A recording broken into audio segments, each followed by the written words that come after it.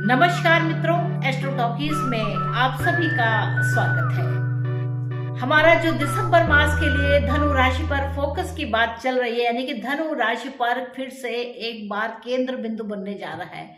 तो इस एपिसोड में बात है वृश्चिक राशि को लेकर के, यानी कि आप यहाँ देख रहे हैं ये एसेंडेंट है, यह वृश्चिक राशि है, यानी कि 8 नंबर जहां लिखा हुआ है यह वृश्चिक राशि बनती है। तो वृश्चिक राशि के जो स्वामी हैं वह कहाँ पर स्थित है?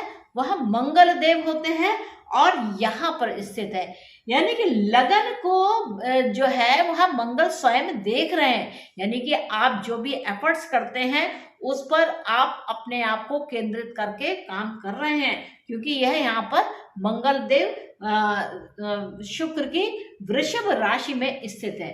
अब यहाँ पर जो संगोष्ठी है वह ग्रहों की संगोष्ठी क्या है, यानी कि जो सूर्य है यह सूर्य अभी वर्तमान में यहाँ पर है और यह 15-16 दिसंबर को यहाँ स्थापित हो जाएंगे।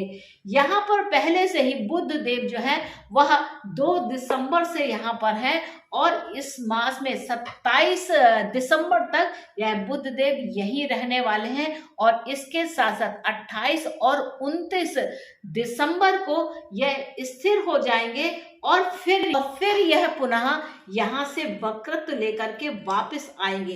वक्रत्व का मतलब होता है एक बार आगे आ गए और आगे से यह पुनः पीछे की ओर जाते हैं। तो इस प्रकार यह जो है 7 फरवरी तक इसी प्रकार से अपना आना जाना रखेंगे। तो इस प्रकार से यहाँ पर बुध देव का काम होने वाला है और बुध देव आपके अष्टम स्थान के स्वामी है। तो यहाँ पर देखना अष्टम यानी कि विरासत के भाव की बात है, विरासत और साथ में लाभ भाव और विरासत को लेकर के यह द्वितीय भाव में है, यानी कि कहीं ना कहीं से विरासत का सुख देने वाले हैं।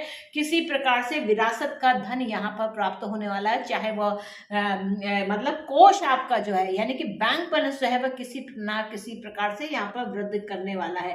तो इस प्रकार की स्थिति है। यहाँ पर अगर शुक्र को देखें तो शुक्र आपके सप्तम स्थान के स्वामी है, साथ ही द्वादश भाव के भी स्वामी है। तो यहाँ पर क्या है कि आपको इसका लाभ न कैसे भी हो, चाहे विदेशों से हो या आश्रम के द्वारा आपको हो या आपका किसी भी प्रकार से चाहे दूसरों के द्वारा आपको वह धन प्राप्ति हो, यह धन प्राप्ति आपके कोष के परिवार में है, आपके परिवार के अंदर है, आपकी वाणी के अंदर है। तो इस प्रकार पर यहाँ पर प्रभुत्व है।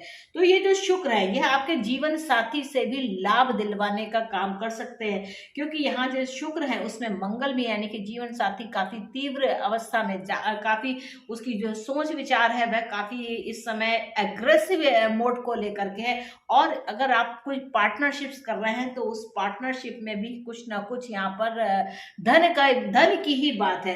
तो इस प्रकार से यहाँ पर देखें तो ये देखिए कुल मिलाकर के यहाँ पर गोष्ठी हो रही है।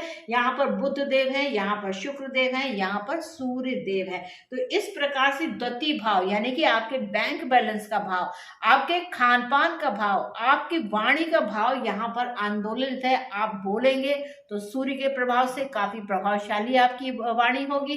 साथ में जो आपको विदेशों से सहायता प्राप्त हो रही है, ये देखिए आपके लाभ के स्वामी भी स्वयं यहाँ बैठे हैं, यह वक्रत्व लेंगे, यानी कि ये फरवरी तक, इसको अगर देखा जाए डेट वाइज देखते तो 7 फरवरी तक यह धन के मामले को लेकर के, विरासत के मामले को लेकर के कुछ ना कुछ यहाँ पर सुख, आपके धन में वृद्धि, आपके परिवार में वृद्धि यहाँ पर करने वाले हैं। तो इस प्रकार की, अब गुरु की अगर बात की जाए तो गुरु पंचम भाव में स्थित होकर, पंचम भाव में बैठ करके आपकी लग्न को भी देखते हैं, नवम भाव से आपके भाग्य भाव को भी देख रहे हैं। तो इस प्रकार देखें तो ये जो गुरु देव भी यहाँ पर भाग्य की प्रबलता को बढ़ाते हुए यहाँ पर काम करने वाले हैं। तो इस दिसंबर मास में जो मेन फोकस है वह है आपका द्वितीय भाव, क्योंकि धनु राशि यहाँ पर स्थित है और धनु राशि के यहाँ पर स्थित होते हुए आपको जितने भी फल हैं वह इससे संबंधित मिलने वाले हैं।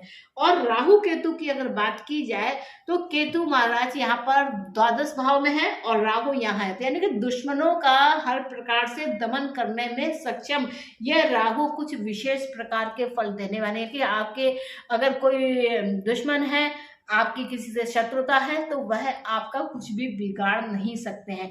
चंद्रमा की जहां तक बात आती है तो चंद्रमा देखिए जिस समय तक अगर देखें तो यह मूल रूप से आपके भाग्य के स्वामी है।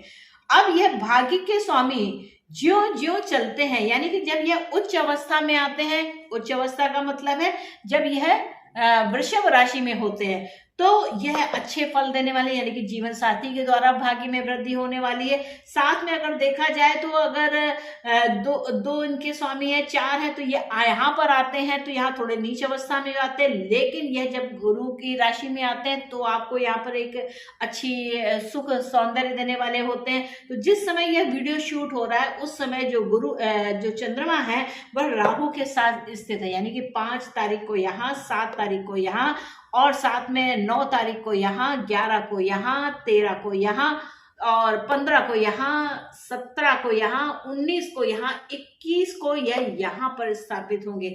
यानी कि 21 दिसंबर काफी मायने में एक महत्वपूर्ण तिथि हो सकती है, इस बात को समझना।